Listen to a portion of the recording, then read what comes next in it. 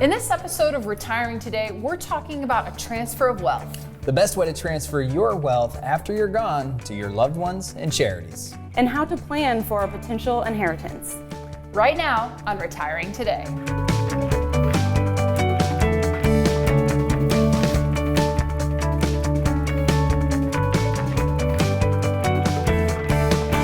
Welcome to Retiring Today. In this episode, we're talking about safely, effectively, and efficiently transferring your wealth. I'm here with Loren Merkle. He's a certified financial planner. Abby Huntrods is an investment advisor representative at Merkle Retirement Planning. And first, let's have a little fun. I mean, we've all dreamt about it before. What would you do if you won the lottery? Loren, let's say it's a $300 million lottery. There's no stops. No stops. No stops. After taxes, what do you got there? How much? Oh, probably about 170, 180 million. Okay, Loren Merkle, you have $170 million. Give me three things you do. Well, number one, I'd come to the office at 7 a.m. instead of 6 a.m. That's first on the list.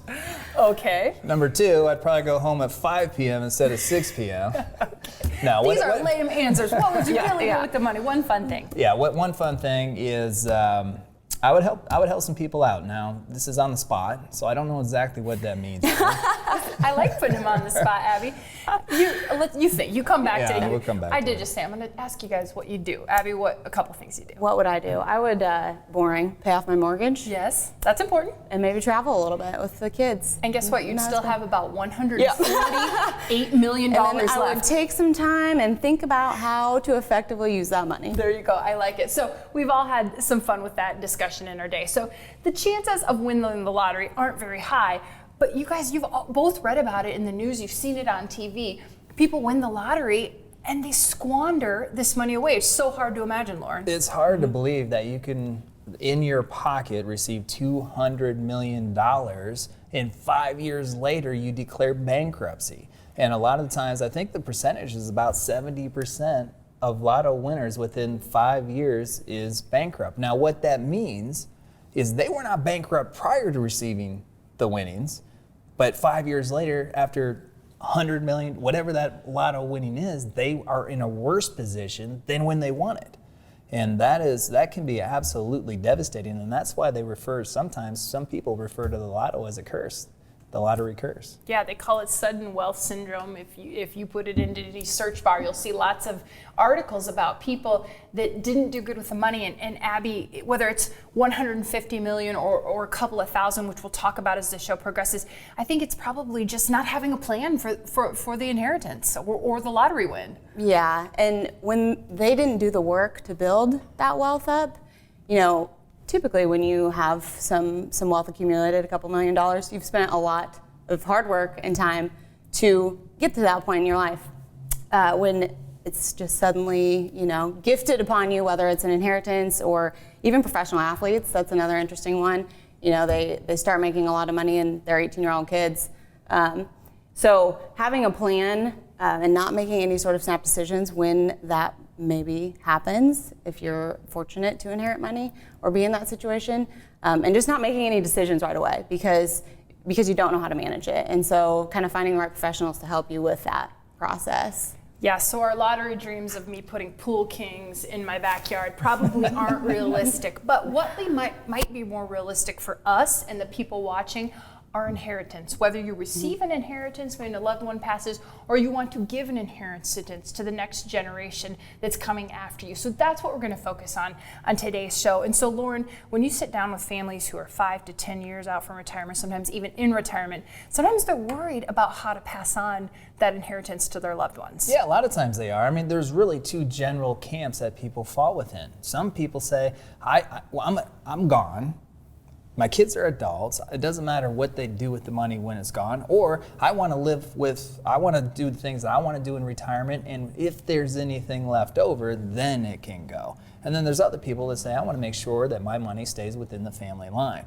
But we have that estate planning, that inheritance, that transition of wealth conversation with nearly everybody that we work with, because we cannot predict accurately when people are going to pass away. So even if your ambition is to spend every last dime, you want to bounce that last check on your last day, sometimes things happen. We can't control when that last day is. And I haven't met anybody yet that says, whatever money's left over, I don't want that to transfer in the best way possible. So whether you want to spend your last dollar in your last day or you have specific intentional legacy plans, we want to make sure that there is a plan in place that is coherent and intentionally designed to what it is that you're trying to accomplish. And Abby, some of the families you talk to are concerned about, if it is a large amount of money, what the grandkids might do with it or the kids might do with it. That's a conversation you have with people. Yeah, absolutely. If you want to implement a level of control, then you just need to develop the right estate planning documents to do so. A conversation that I have more often than you would think is I want to bypass my kids and have my legacy go directly to my grandkids. You know, I've helped my kids out over the years when they needed it. I feel like they're at a point in their life where they don't need the financial help, but I want to pay for my college or my grandkids' college.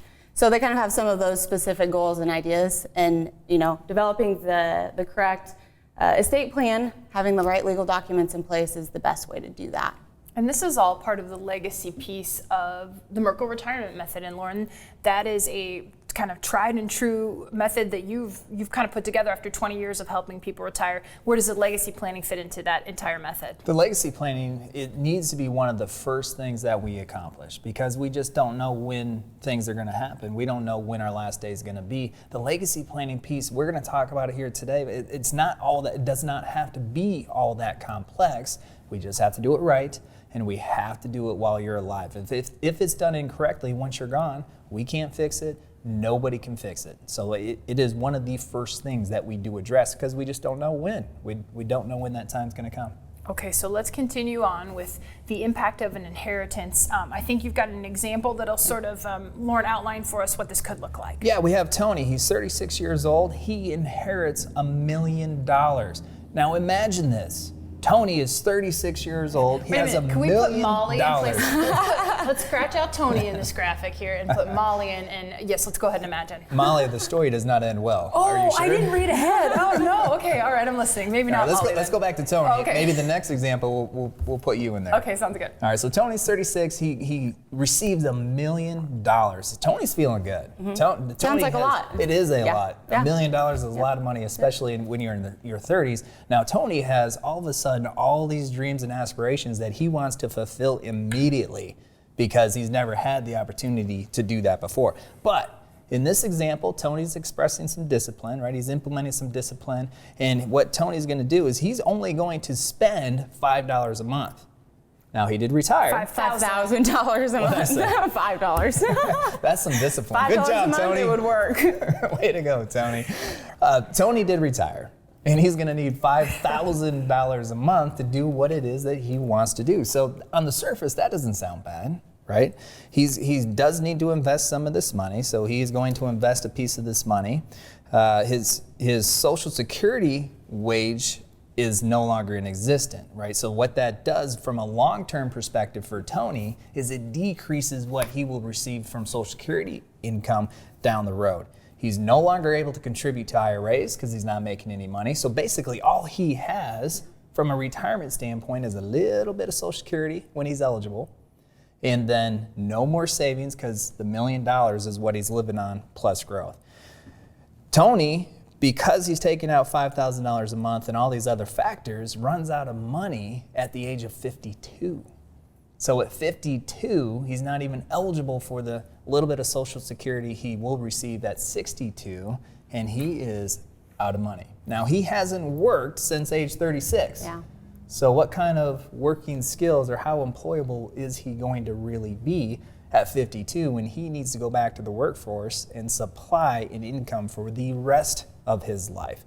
In fact, with these assumptions that we're using, Tony would actually have to have at 36 $2.8 million to be able to retire, cut off the income streams, and take $5,000 a month from the $2.8 million. Mm-hmm. So that $1 million doesn't seem like quite so much. I don't want to be Tony in that example. I want to be Tony. Yeah, no, I need more than $1 million, I think, to make this thing last. But we're going to continue to talk about a transfer of wealth. So up next, we talk about what to do if you inherit money, especially if you're a pre-retiree or retiree when retiring. Today with Loren Merkle continues.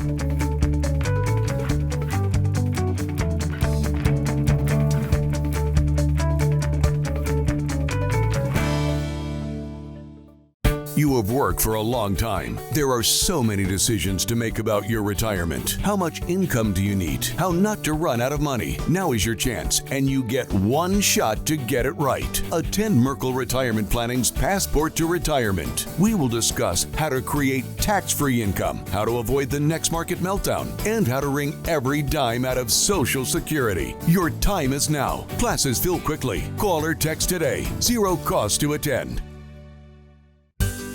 You made it. Years of hard work, investing, planning, and now you're here. The long-awaited reward you spent a lifetime looking forward to.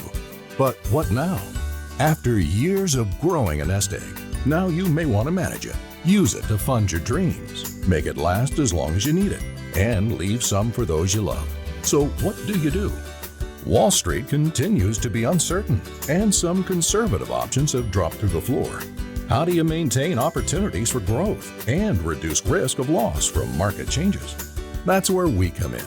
We are Merkle Retirement Planning, your personal retirement planners.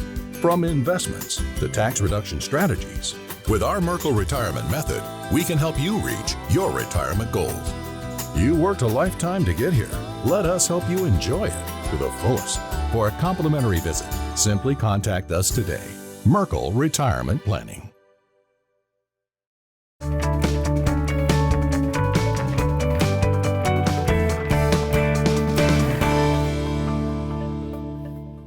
Welcome back to Retiring Today. In this episode, we're talking about transferring your wealth, where you had a little fun talking about maybe inheriting money or even winning the lotto. Loren said he would work 2 less hours a day. That's kind of a really boring answer. Abby's going to pay off her mortgage and go travel. That's more exciting. And I'm putting a Pool Kings style pool in my yard. What I want to know, though, is are you both still going to come to the office? Yeah. Yes, we are, Loren. All right, we would cool. never Absolutely. leave if we had $150 million. So you might not win the lottery, but it is more practical that you might inherit money. So that's what we're talking about, how to, if you're a pre-retiree or retiree, inherit that money and then use it maybe as part of your retirement plan. So Loren, this happens to families that you guys work with all the time. It seems like every year we do have families that do receive an inheritance. And so it is an important part of their over-retirement plan. Sometimes it's a small amount and it doesn't necessarily impact the longevity of their retirement plan. And sometimes it's a bigger amount and it completely changes the landscape of their retirement. Yeah, so Abby, sometimes it's enough that they can go ahead and retire early. Yes, and we have an example. So in the last segment, we talked about Tony. He's 36 and he inherited $1 million. This time we're going to talk about Jody, who's 60. She has accumulated a portfolio of $500,000 and inherited an additional $250,000.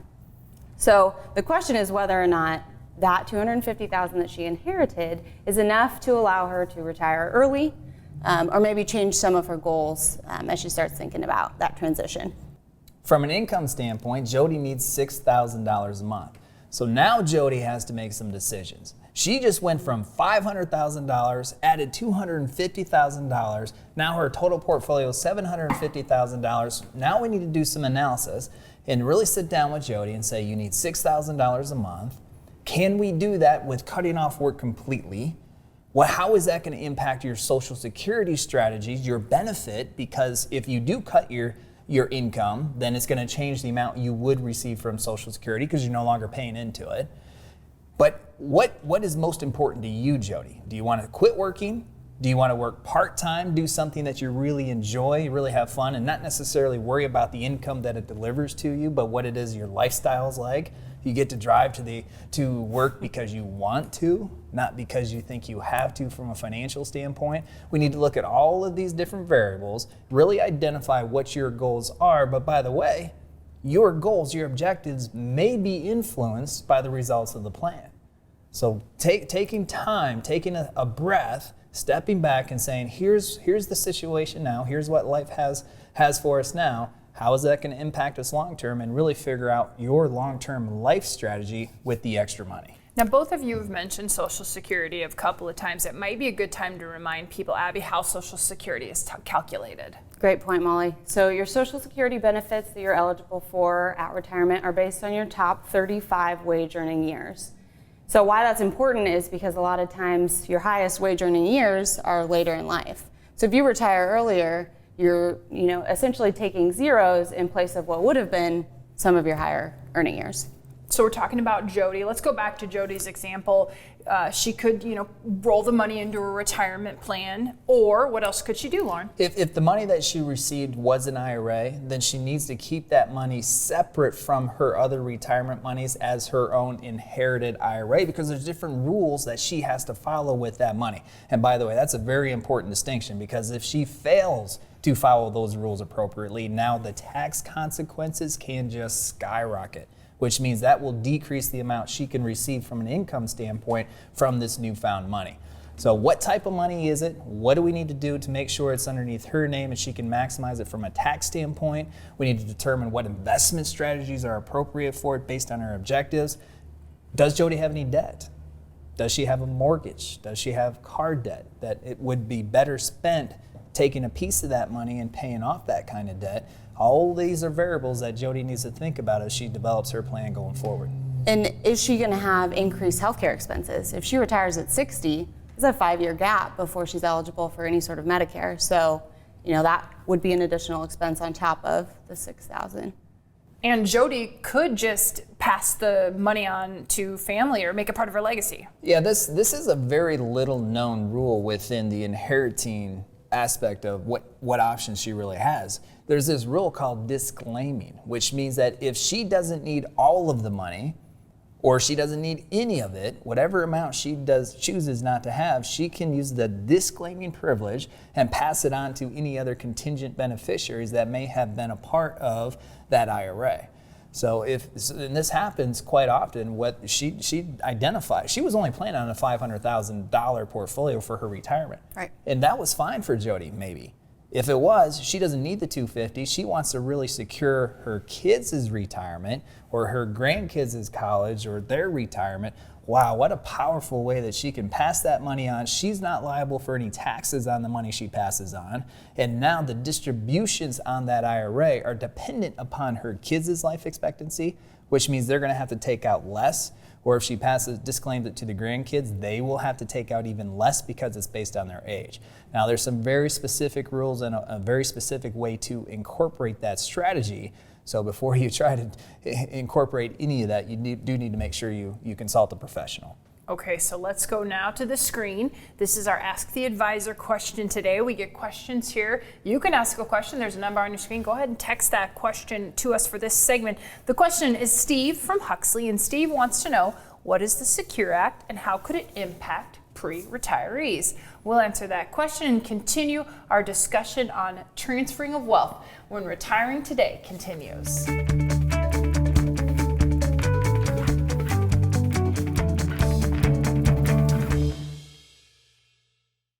You have worked for a long time. There are so many decisions to make about your retirement. How much income do you need? How not to run out of money? Now is your chance, and you get one shot to get it right. Attend Merkle Retirement Planning's Passport to Retirement. We will discuss how to create tax-free income, how to avoid the next market meltdown, and how to wring every dime out of Social Security. Your time is now. Classes fill quickly. Call or text today. Zero cost to attend.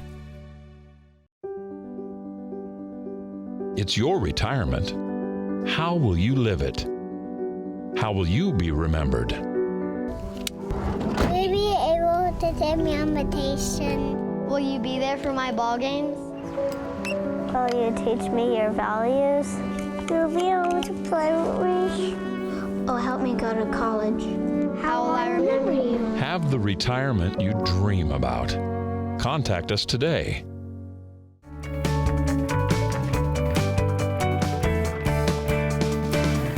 Steve from Huxley asks, what is the Secure Act and how will it impact pre-retirees? Loren, tell us a little about the Secure Act. Steve, we can tell you pay attention to retirement legislation because the Secure Act is not something that most people know very much about because it's something that's brand new. It passed the House. We're still waiting to see if it actually passes all the way through.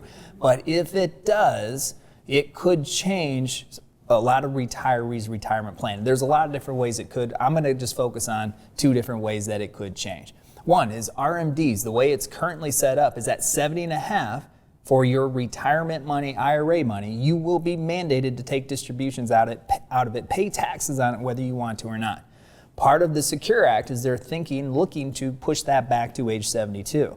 So on the surface, that's not a bad thing. You will be mandated to take your distributions out a full year and a half later underneath the Secure Act. We like that. The other aspect, which we also think will be beneficial, is it will change the small employer plan offerings from a 401k plan standpoint. Right now in this country, about 75% of employers offer a 401k plan. So part of the benefit of this act is it could increase that number and allow a whole lot more Americans the opportunity to contribute to an employer-sponsored plan by allowing small employers to kind of gather together, combine the plans, make them less expensive, which is really prohibitive right now for a lot of small employers. So those two things, increase the age that you're mandated to start taking the distributions from your IRAs and 401k plans, but then also allow more small employers, by decreasing costs, by pulling together these plans, the opportunity to create a better savings vehicle for their employees. Another element that is included in the Secure Act is the treatment of inherited IRAs. So as we were talking about in the last segment, if you inherit qualified money, you have the ability, as it currently stands, to stretch those required minimum distributions out over your lifetime. What they're talking about doing now is mandating that those accounts are completely cashed in within a 10-year time frame. So that's a substantial amount of tax revenue for the government in a much quicker amount of time, because you no longer stretch it out. Yeah, if somebody who's 25 years old receives an inherited IRA, they can stretch it out over the course of the next 40 years if they want to. Underneath the Secure Act, now within 10 years, the entire balance has to be cashed out, and then they have to pay taxes on all of that money within that 10-year time frame. Okay, today's show has been about transfer of wealth, whether you're transferring your wealth on to your loved ones or you receive an inheritance from someone who left money to you. So, Loren and Abby, what are the takeaways from today's show? The first takeaway is to identify whether or not you feel the need to control how your legacy and assets are handed down to your beneficiaries. If you want to control how that looks, then you need to incorporate some different legal documents to accomplish that.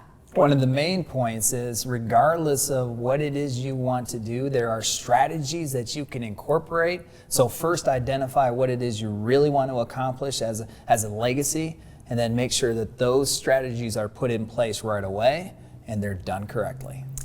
And also, the third takeaway is not to count on an inheritance within your retirement plan. When we're making these types of long-term plans, projections, we want to be conservative in the assumptions that we are using, and any inheritance that you may or may not come into is just icing on the cake. So I can't plan for winning the lottery? That's not part of the plan we're going to set up? You can plan for it, but I would also have a plan B. All right, a plan B for winning the lottery. So this legacy plan, this falls under legacy planning when we talk about inheritance. It's just one piece of the retirement puzzle. Loren, Passport to Retirement classes are a chance to really talk about all of the other pieces. What are they? Yeah, what an incredible way to learn about all these different pieces of the retirement plan. The legacy plan, as we discussed today, but also your investment plan. That's a big one. You know you need income when you retire, so where's it coming from? When you take the income, you're going to have to pay taxes still. Just can you control a little bit more in retirement the level of tax you pay to increase your spendable income? And then, of course, we have this current monster, which is healthcare and the insurance premiums that people have to pay to have healthcare, and then long-term care. If you have an extra $10,000 expense starting at age 75 or 80 every single month, that disrupts retirement. So how do you plan for that now to make sure that expense, whatever it ends up being, doesn't disrupt retirement for you, your surviving spouse, or any legacy ambitions that you have? And those are the 5 things, the 5 kind of tiers of the Merkle retirement method, and they're also what you cover in the Passport to Retirement class. Abby, who's a good fit for the Passport to Retirement class? If you are within 5 or 10 years of retiring, or perhaps even already retired, there is absolutely invaluable information to be gained from this class. Even if you're already in retirement, we hear all the time that people have learned new things, wish they would have met us 5 years ago because they would have done things a little differently, but we have given them, knowledge that they've been able to positively impact their situation even after they're already retired. Okay, Lauren, so if we pique the interest of some people that say, that passport to retirement class might be good for me, what should they do? All you have to do is text us at the number on the screen, or you can go to our website at merkleretirementplanning.com. I think one of the big takeaways with this passport class is the hardest thing that we hear from people is just to get started, where to get started. 74% of Americans are not ready for retirement. That's what Americans say. You do not want to be a part of that 74%. So get the ball rolling, get started. One of the easiest ways you can do that is by attending the passport class, become more educated about your options and how to construct your plan.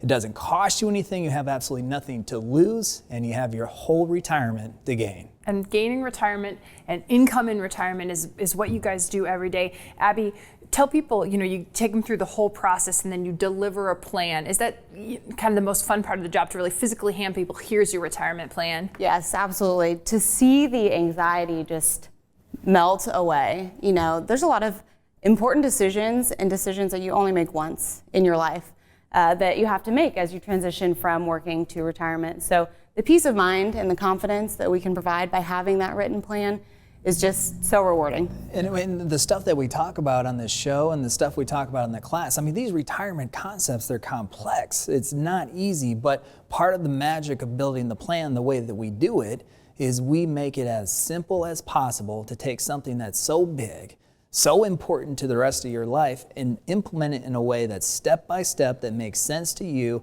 that's customized to what it is you're trying to accomplish. And part of the magic of the whole plan is the simplicity of the process. Okay, so those passport to retirement classes, they run about 2.5 hours. They're held throughout locations in central Iowa. There's a number on your screen. You can text that number and then a member of the team will reach out to you to get you signed up for a class, or you can go to our website. That's another great resource as well. If a passport class is not something you're interested, go ahead and call the offices. We've got some other options for education. We've even got a checklist, 5 things that pre-retirees should be thinking about. That's on our website as well. Giving people resources is what we do. So we've also got a YouTube channel. We only touched on one thing today. There's a lot more, and we've got some of those things at the Merkle Retirement Planning YouTube channel. We'll keep talking about your retirement and your plan on this show. It's called Retiring Today with Loren Merkle, and we thank you for watching.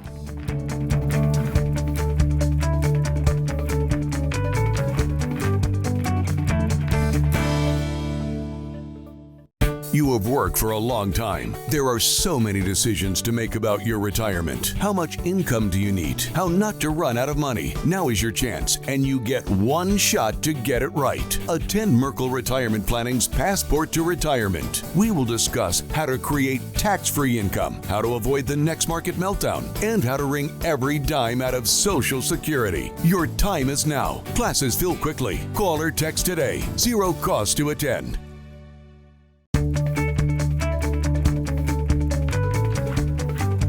From our family to yours, we hope you have a wonderful weekend. We hope you enjoy the show. We'll see you next week.